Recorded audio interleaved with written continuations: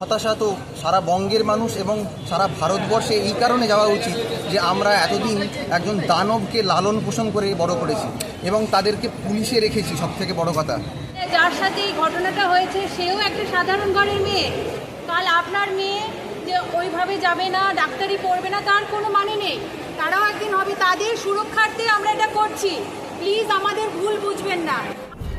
বাংলার মানুষের সবথেকে হতাশা যে আমরা এক বড় দানবকে পুষে রেখেছি।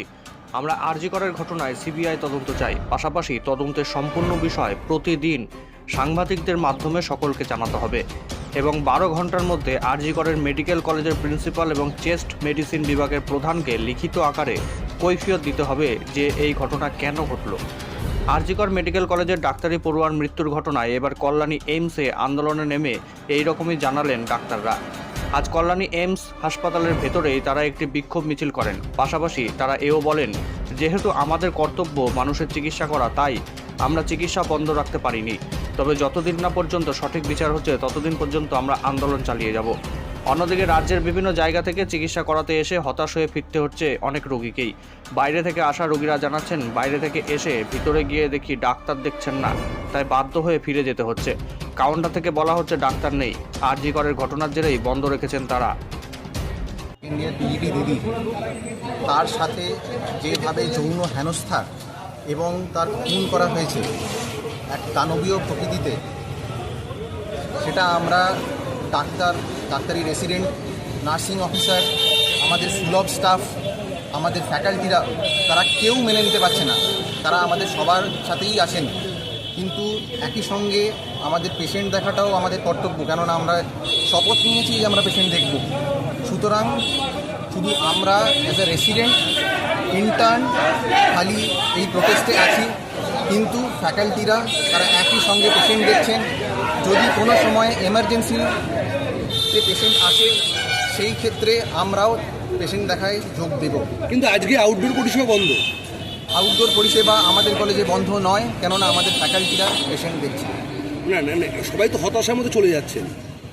মোটেই হতাশার মধ্যে যাওয়ার কোনো দরকার নেই, কেননা প্রথম হতাশা তো সারা বঙ্গের মানুষ এবং সারা ভারতবর্ষে এই কারণে যাওয়া উচিত যে আমরা এতদিন একজন দানবকে লালন পোষণ করে বড় করেছি এবং তাদেরকে পুলিশে রেখেছি। সব থেকে বড় কথা, এটা তো সব থেকে বড় আশাহত হওয়ার জায়গা সারা ভারতবর্ষে।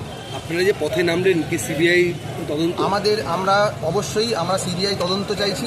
দেখুন, আমি যদি বলতে চাই, এখানে আমাদের যারা এনডিআরএফ কর্মী, যারা প্রাক্তন আর্মি অফিসিয়ালস, তারা আমাদেরকে সেফগার্ড করেন এবং বাইরে আমাদের যে ওয়েস্ট বেঙ্গলে যেরকমভাবে পুলিশ নিয়োগ হচ্ছে, তাদের মানসিক স্থিতি কী সেটা আমরা সমস্ত রকমভাবে জানতে পারি না। কিন্তু আমাদের এখানে যে নিয়োগ হয়, আমাদের সম্পূর্ণ মেডিকেল পরীক্ষা করে নিয়োগ হয়। সুতরাং আমরা খানিকটা সেক্ষেত্রে আমরা সেখান থেকে আমরা সেফ বোধ করি অবশ্যই। কিন্তু এই যে আরজি করে যে ঘটনাগুলো, সেটা নিরাপত্তা ছিল না, সিসিটিভি ছিল না, সেই নিয়ে অভাব। যে আপনাদের এইমসে কিসের অভাব আছে, কোন জিনিসটা?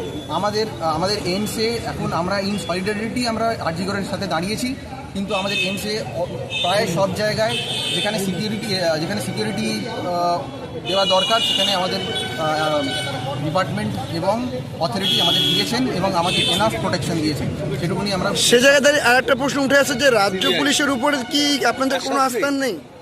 অবশ্যই একজন খারাপ হলে সবাই খারাপ হয়ে যায় না, কিন্তু এই যতবার এরকম ঘটনা ঘটবে, আমাদের একটু একটু করে সবার মন থেকেই তাদের প্রতি আস্থা হারিয়ে যাবে। সেটা পুলিশকে সাবধান থাকতে হবে। না, কেন দেখছে না? মানে বসেই আছি, শুনলাম যে এই ঘটনা। ডাক্তার দেখবে না?